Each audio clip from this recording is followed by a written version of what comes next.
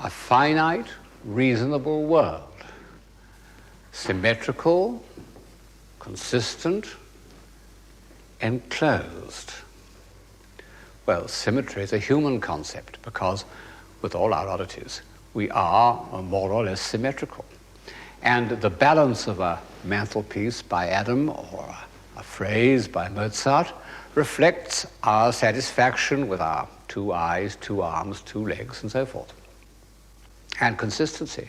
Again and again in this series, I've used that word as a term of praise.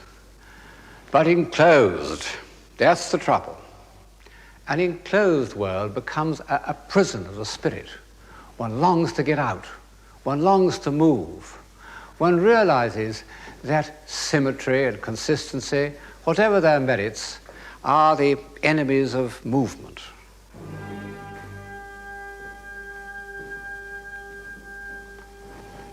And what is that I hear? That note of urgency, of indignation, of spiritual hunger.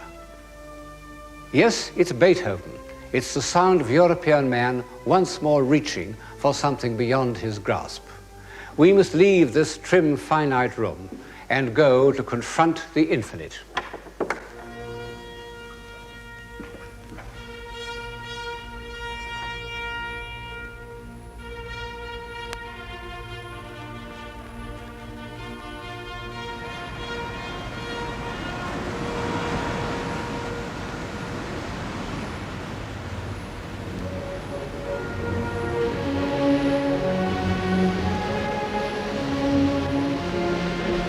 We have a long, rough voyage ahead of us, and I can't say how it will end, because it isn't over yet. We're still the offspring of the Romantic movement, and still victims of the fallacies of hope.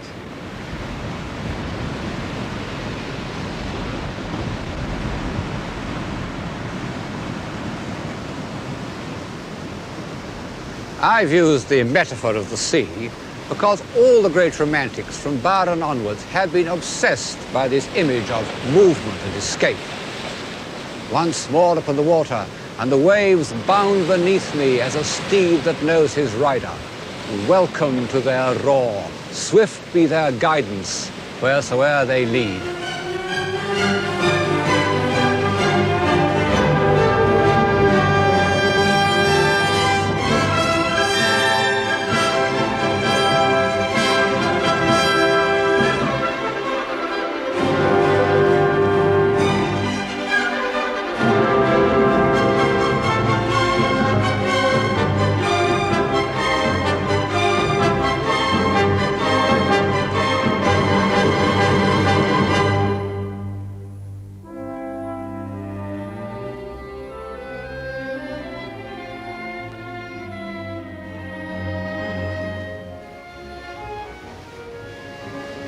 This escape was also an escape from reason.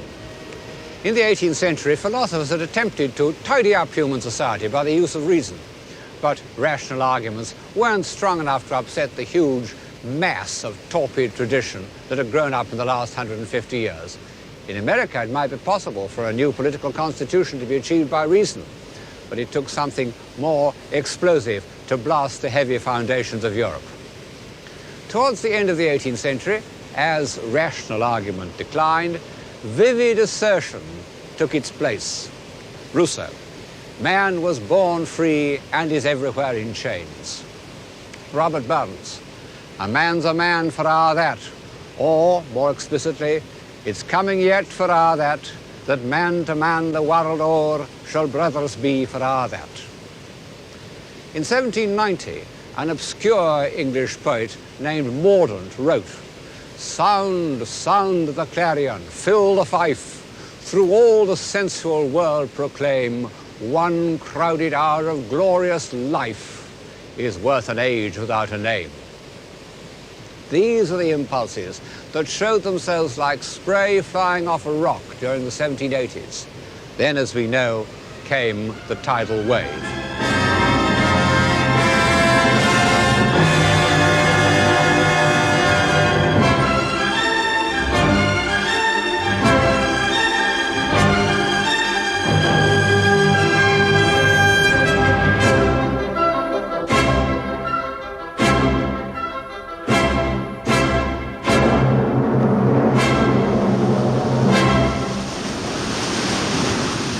was because this need for freedom had for so long been boiling under the surface of the 18th century that the French Revolution evolved from the protest of a few disgruntled lawyers through the honourable grunts and groans of bourgeois constitutionalism to the raw cry of a popular movement. None of the intervening solutions would do. In June 1789, the members of the National Assembly had found themselves locked out of their usual meeting place, accidentally it seems, and went off, full of virtuous indignation, to this covered tennis court, where they swore an oath to establish a constitution. David, the painter of republican virtue, was commissioned to record the scene. In the centre is a group symbolizing the union of the church and the better aristocrats. Actually, the monk wasn't present. Like all propaganda pictures, it's not strictly accurate. Here are figures in an ecstasy of enthusiasm for constitutional government. And here, this is historically correct, is the one delegate who wouldn't swear to support it.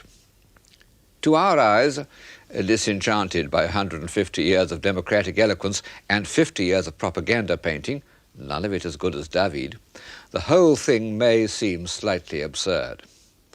And in fact, these first steps towards revolution were pedantic and confused. The constitutional phase of the French Revolution belonged to the Age of Reason.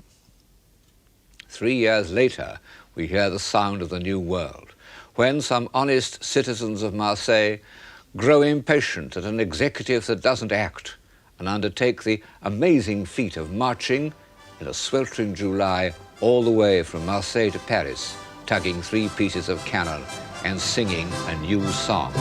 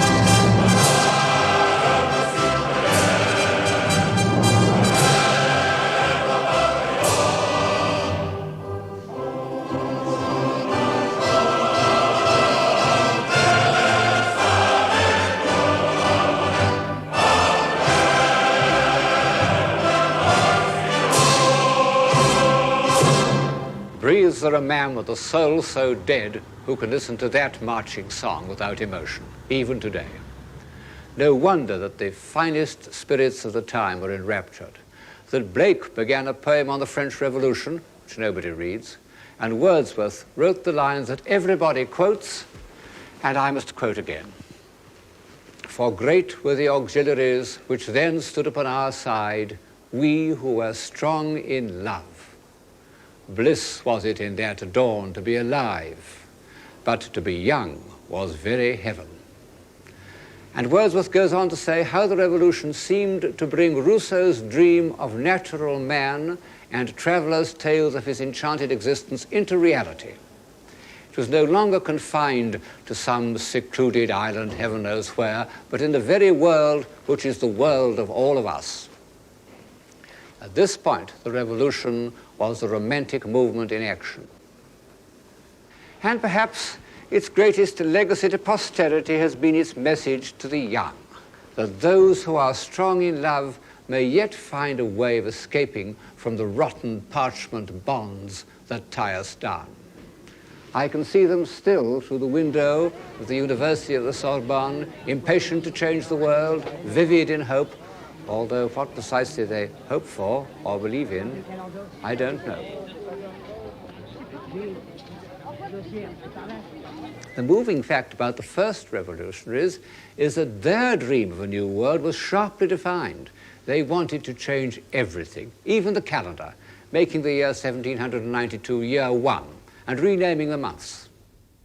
The change of years was a nuisance, but the new names of the months, Ventose, Thermidor, Brumaire, so forth, the windy one, the hot one, the misty one, were charming, and I wish they'd survived. They expressed the love of nature that had become so closely entwined with the Revolution.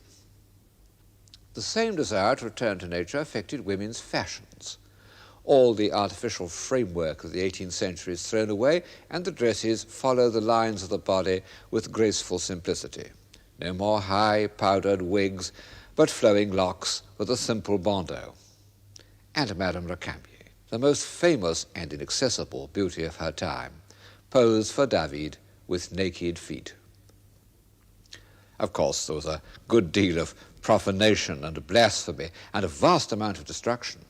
Cluny, Saint-Denis, many of the sacred places of civilization were horribly knocked about.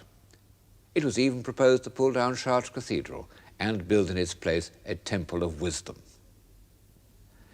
The revolutionaries wanted to replace Christianity with a religion of nature. And there is something rather touching about this print of baptism according to the rites of nature taking place in a de-Christianized church. People who hold forth about the modern world often say that what we need is a new religion. Well, it may be true, but it isn't easy to establish. Even Robespierre, who's an enthusiast for new religion and had powerful means of persuasion at his command, couldn't bring it off.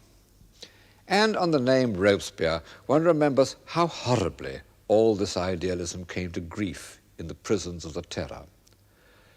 Most of the great episodes in the history of civilization have had some unpleasant consequences, but none have kicked back sooner and harder than the revolutionary fervor of 1792. Because in September there took place the first of those massacres by which, alas, the revolution is chiefly remembered. No one's ever explained in historical terms the September massacres, and perhaps in the end the old-fashioned explanation is correct, that it was a kind of communal sadism. It was a pogrom, a phenomenon with which we became familiar in the 19th century, and it was given fresh impetus by another familiar emotion, mass panic, la patrie en danger, the country in peril. In 1792, France was fighting for her life against the forces of ancient corruption, and for a few years her leaders suffered from the most terrible of all delusions. They believed themselves to be virtuous. Robespierre's friend Saint-Just said, "In a republic which can only be based on virtue, any pity shown towards crime is a flagrant proof of treason." But reluctantly, one must admit that a great many of the subsequent horrors were simply due to anarchy. It's a most attractive political doctrine, but I'm afraid it's too optimistic. The men of 1793 tried desperately to control anarchy by violence, and in the end were destroyed by the evil means they had brought into existence. Robespierre himself and many, many others followed the members of the old regime onto the scaffold. With what mixed feelings one looks at David's picture of Marat murdered in his bath. David painted it with deep emotion. The picture was intended to immortalize the memory of a great patriot, worthy of the traditions of Brutus. Few propaganda pictures make such an impact as a work of art. Yet Marat cannot escape responsibility for the September massacres, and thus for the first cloud to overcast Wordsworth's dawn and darken the optimism of the first Romantics into a pessimism that has lasted to our own day. The revolutionary spirit lived on after his death, as we see it in this picture by David, painted in 1795, but it had no leaders. French politics was exactly the same melee of self-seeking infighting that it was to become so often in the next 150 years. Then, in 1798, the French got a leader with a vengeance.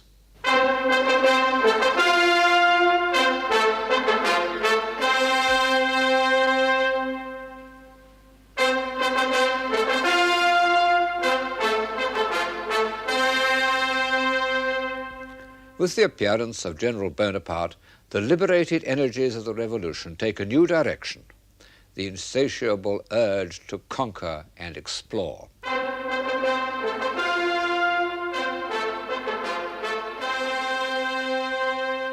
His council chamber at Malmaison, where the first great plans of conquest were worked out, is a soldier's room with a ceiling made to look like a tent, a fashion that was followed all over Europe for the next 50 years.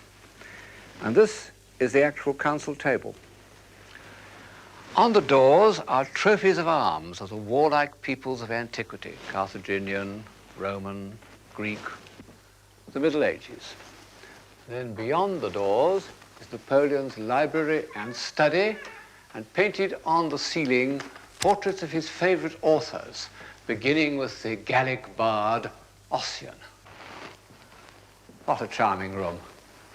Of course, it's an adaptation of an antique room, but made livable, almost comfortable. And this is his actual desk. Military glory, conquest. What have they to do with civilization? War and imperialism, so long the most admired of human activities, have fallen into disrepute. And I am enough a child of my time to hate them both. But I recognize that, together with much that is destructive, they are symptoms of a life-giving impulse. And shall I die with this unconquered? How many great poets and artists and scientists could have spoken those words that Marlowe put into the mouth of the dying Tamburlaine? In the field of political action, they have become odious to us. But I've an uneasy feeling that one can't have one thing without another. That Ruskin's unwelcome words, "No great art ever yet rose on earth but among a nation of soldiers," seems to be historically irrefutable, so far. The need to conquer was only one part of Napoleon's paradoxical character. There was also the political realist, the great administrator, the author, or at least the editor, of that classic corpus of law, the Code Napoleon, written at this very desk. In his portraits, we can watch the young revolutionary soldier dissolve into the first consul, with traces of revolutionary intensity in his head, and in 2 years he becomes the successor of Childeric and Charlemagne. This extraordinary portrait by Ingres makes conscious reference both to Roman ivories and 10th century miniatures of the Emperor Otto III. So, in one mood, Napoleon believed that he was reviving the great traditions of unity and stability by which the ideals of Greece and Rome were transmitted to the Middle Ages. To the end, he maintained, that Europe would have been better off if it had been united under his rule. It may be true, but it could never happen, because the realistic ruler was dominated by the romantic conqueror, and the static, hieratic emperor painted by Ingres is forgotten when we look at David's Bonaparte crossing the great St. Bernard. There he is truly the man of his time. For 50 years, the great minds of Europe were enchanted by a poem called Fingal, said to have been written by Ossian, a Gallic bard. Actually, it was a kind of fake put together out of scraps of evidence by an enterprising Scot named Macpherson. But this didn't prevent Goethe from admiring it, nor Ingres, the high priest of classicism, from painting an enormous picture of Ossian's dream. And Fingal was Napoleon's favorite poem. He took an illustrated copy on all his campaigns. Its heaven was not tarnished by the approval of the old regime. He ordered the glossiest of his painters, Girodet, to depict the souls of his own warriors, his marshals, being received by Ossian in Valhalla, painfully reminiscent of Hitler and Wagner. And yet one can't quite resist the exhilaration of Napoleon's glory.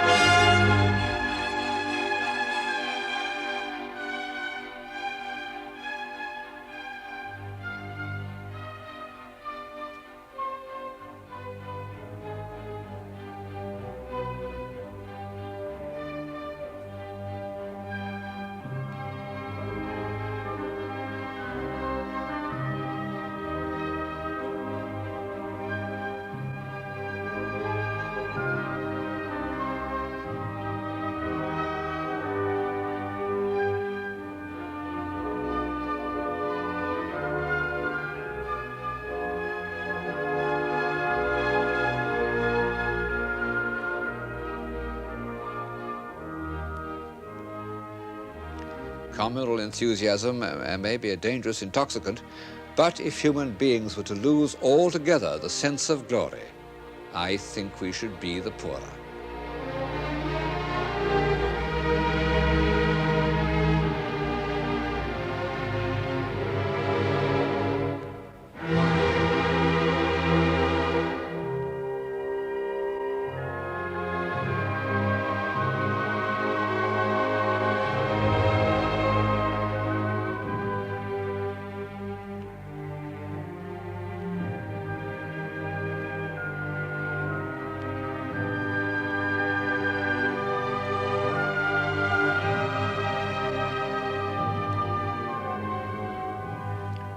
Napoleon's tomb in the church of Les Invalides, the most grandiose memorial to any ruler since ancient Egypt. And what, in all this glory, had happened to the great heroes that spoke for humanity in the revolutionary years? Most of them were silenced by fear. Fear of disorder, fear of bloodshed, fear that, after all, human beings were not yet capable of liberty. Few episodes in history are more depressing than the withdrawal of the great romantics. Wordsworth saying that he would give his life for the Church of England, or Goethe that it was better to support a lie than to admit political confusion in the state. But two of them did not retreat, and so have become the archetypal romantic heroes, Beethoven and Byron.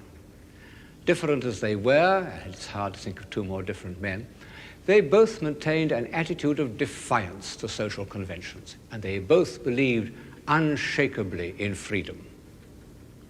Beethoven wasn't a political man, but he responded to the generous sentiments of the revolution. At first, he admired Napoleon because he seemed to be the apostle of revolutionary ideals, the inheritor of the early revolutionary urge to freedom, symbolized by the storming of the Bastille. Well, the Bastille was subsequently knocked down stone by stone, but repression did not come to an end. On the contrary, Napoleon organized the most efficient secret police in Europe.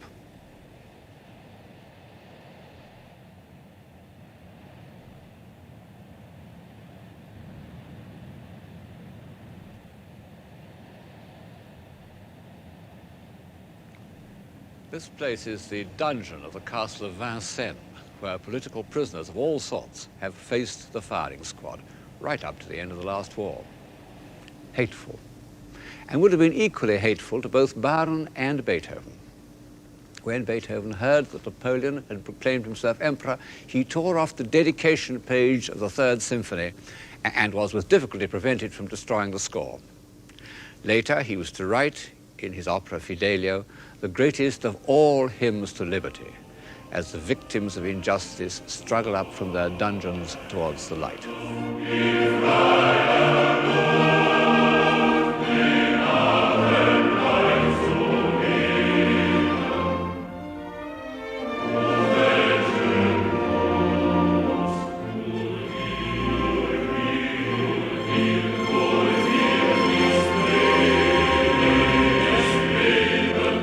Happiness to see the light, they say, to feel the air and be once more alive. Our prison was a tomb. Oh, freedom, freedom, come to us again. This cry has echoed through all the countless revolutionary movements of the last century.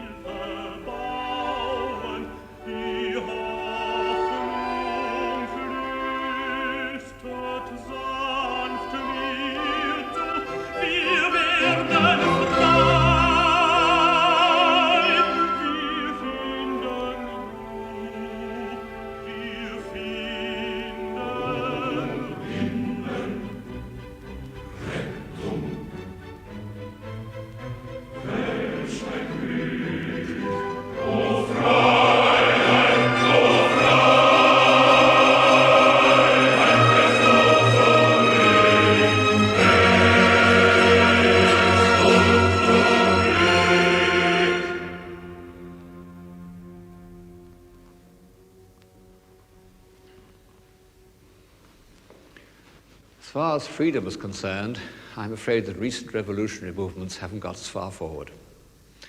On the fall of the Bastille in 1792, it was found to contain only 7 old men who were annoyed at being disturbed.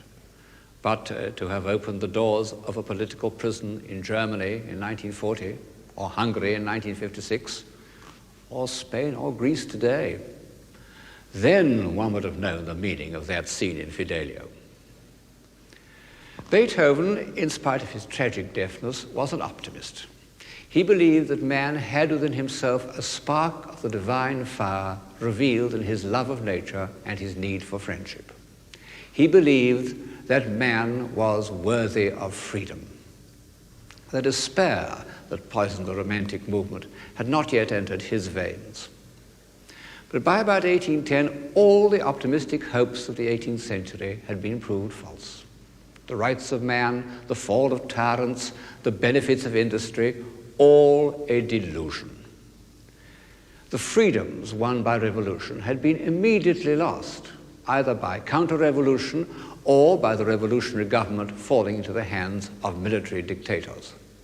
In Goya's picture of a firing squad, called the 3rd of May, 1808, the repeated gesture of those who have raised their arms in heroic affirmation becomes the repeated line of the soldiers' rifles as they liquidate a small group of liberals and other inconvenient citizens. Well, we're used to all this now. We're almost numbed by repeated disappointments. But in 1810 it was a new experience, and all the poets and philosophers and artists of the Romantic movement were shattered by it. The spokesman of this pessimism was Byron. He would probably have been a pessimist anyway. It was part of his egotism. But appearing when he did, the tide of disillusion carried him along, so that he became, after Napoleon, the most famous name in Europe. From great poets like Goethe and Pushkin down to the most brainless schoolgirl, his works were read with an almost hysterical enthusiasm, which, as we struggle through the rhetorical nonsense of Lara or the Gayur, we can hardly credit. Because, although Byron wrote quite a lot of good poetry, it was his bad poetry that made him famous. Byron, who was very much a man of his time, wrote a poem about the opening of a prison, the dungeon of the castle of Chillon on the Lake of Geneva, just behind me there. He begins with a sonnet in the old revolutionary vein, eternal spirit of the chainless mind, brightest in dungeons, liberty. But when, after many horrors, the prisoner of Chillon is at last released, a new note is heard. At last men came to set me free. I asked not why and recked not where, it was at length the same to me, fettered or fetterless to be. I learned to love despair. Since that line was written, how many intellectuals, down to Beckett and Sartre, have echoed its sentiment? But this negative conclusion was not the whole of Byron. The prisoner of Chillon had looked from his castle wall onto the mountains and the lake and felt himself to be part of them. This was the positive side of Byron's genius, a self-identification with the great forces of nature, in short, with the sublime.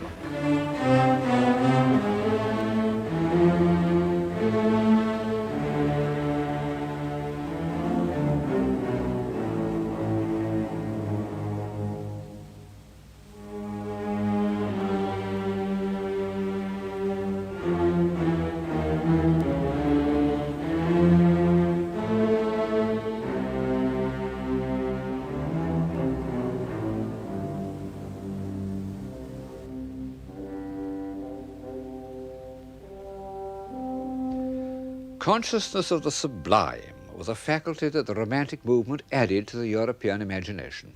It was an English discovery related to the discovery of nature, not the truth-giving nature of Goethe, nor the moralizing nature of Wordsworth, but the savage, incomprehensible power outside ourselves that makes us aware of the futility of human arrangements. As the revolution turned into the Napoleonic adventure, the sublime became visible and within reach. And this was the feeling that was given popular expression by Byron. He was irresistible because he had identified himself with the fearful forces of the sublime. Let me be, he says, of the stormy darkness on this very lake, let me be a sharer in thy fierce and far delight, a portion of the tempest and of thee. But participation of the sublime was almost as much of a strain as the pursuit of freedom. Because de Sade was right. Nature is indifferent, or, as we say, cruel. No great artist has ever observed these violent, hostile moods of nature as closely as Turner. And he was without hope.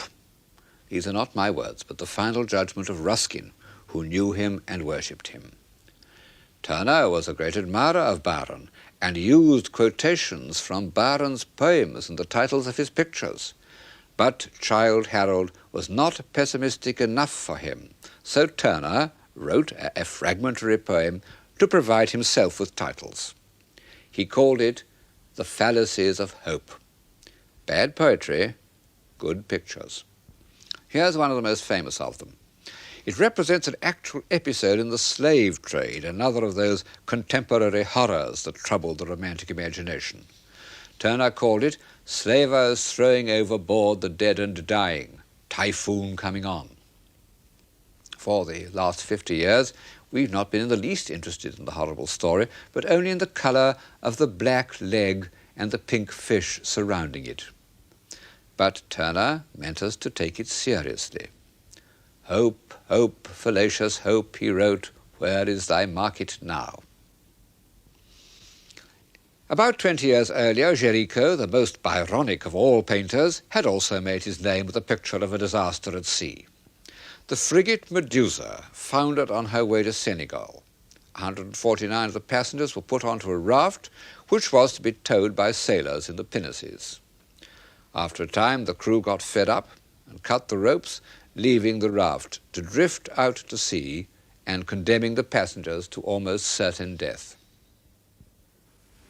Miraculously, there were a few survivors, from whom Géricault learnt the full horrors of the episode. He even found the ship's carpenter who had made the raft, and he had him make a model of it in his studio. He took a workroom near a hospital so that he could study dying men.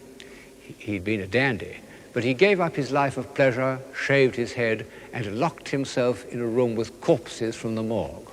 He was determined to paint a masterpiece. And he succeeded.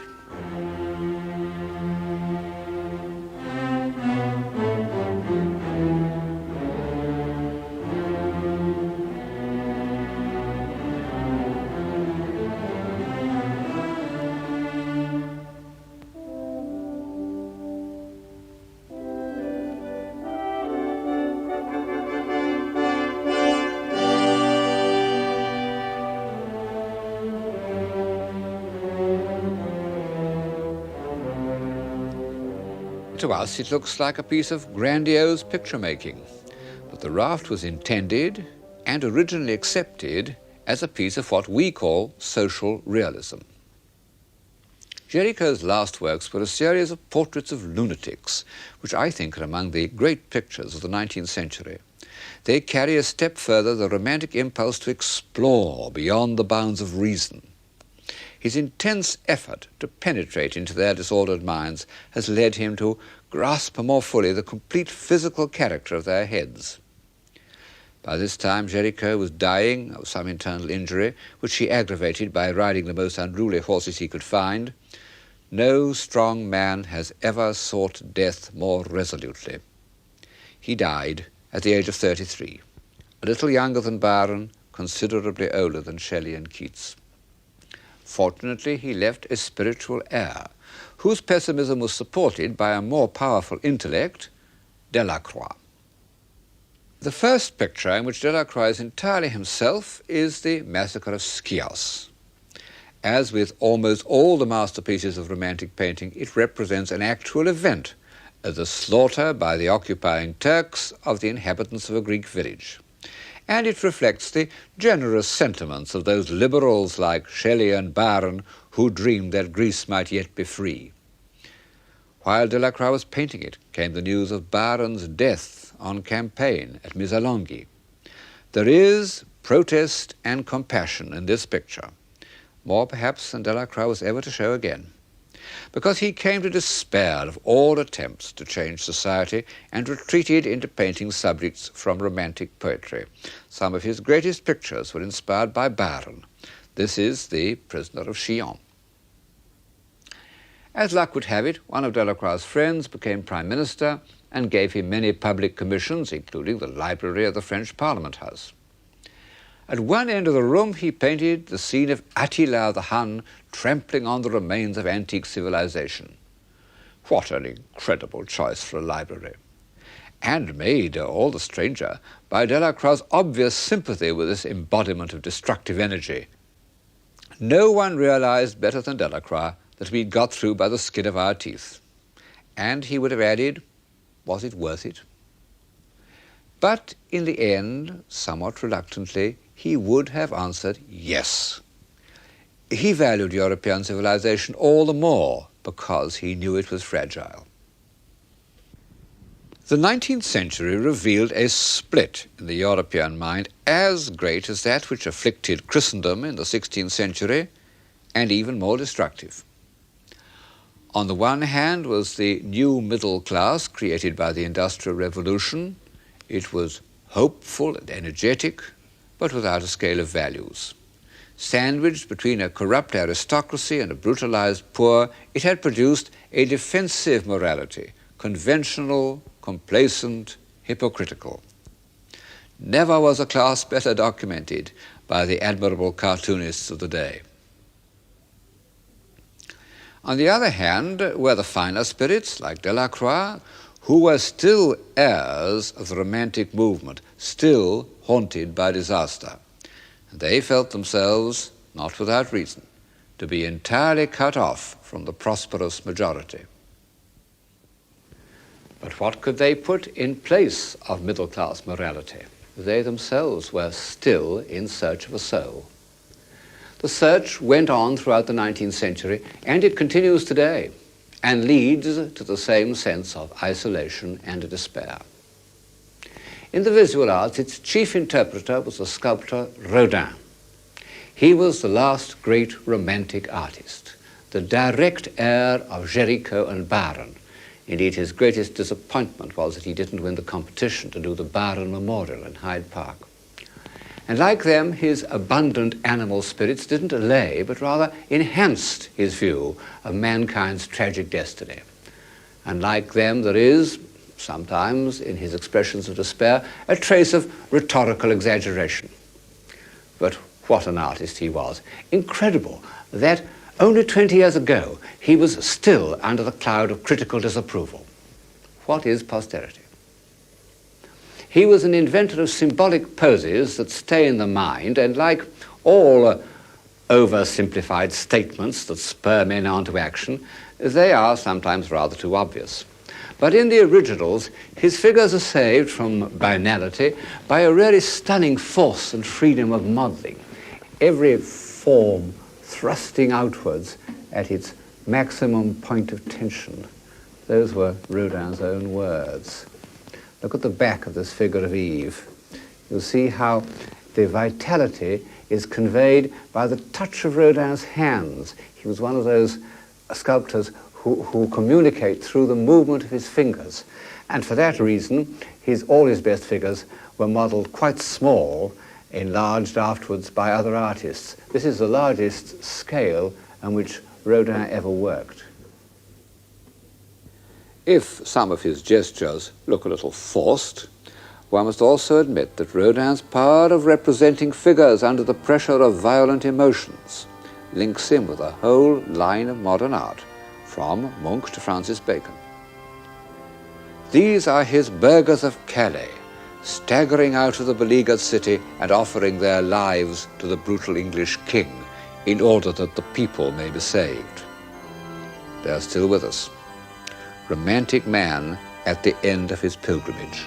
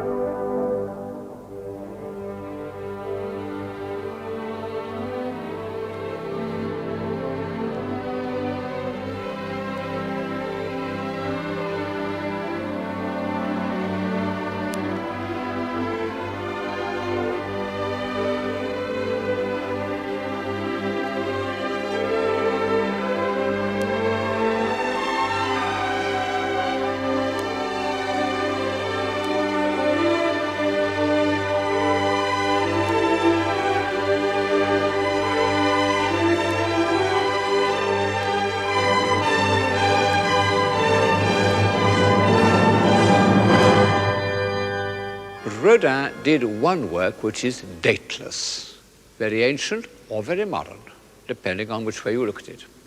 This is his monument to the great French novelist Balzac. Of course, Balzac had been dead for many years when Rodin received the commission, and the commemorative figure had to be an ideal likeness, a serious obstacle to Rodin, as he always worked direct from nature. All he had to go on was the knowledge that Balzac was short and fat and worked in a dressing gown. Yet he had also to make Balzac look immense, the dominating imagination of his age, and yet transcending his age. He set about the problem in a peculiar way. He made 7 naked figures of Balzac to satisfy his sense of Balzac's physical reality. And some of them are here in his studio near Paris. You can see that he didn't make any concessions to the classical ideal. After contemplating them for several months, he decided on one of them and tried to cover it with a cast of drapery indicative of the famous dressing gown.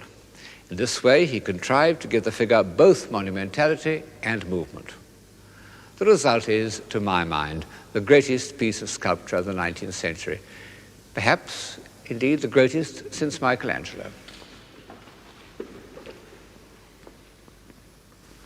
But this isn't the way that which Rodin's contemporaries saw it when he was exhibited at the Salon in 1898.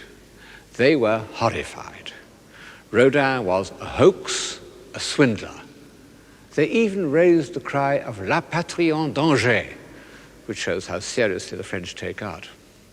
The crowds surging round it, threatening it with their fists, were unanimous on one point of criticism, that the attitude was impossible, and that no body could exist under such draperies. Rodin, sitting nearby, knew that he had only to strike the figure with a hammer and that the draperies would come off, leaving the body visible. Hostile critics said that it was like a snowman, a dolmen, an owl, a heathen god. All quite true, but we no longer regard them as terms of abuse.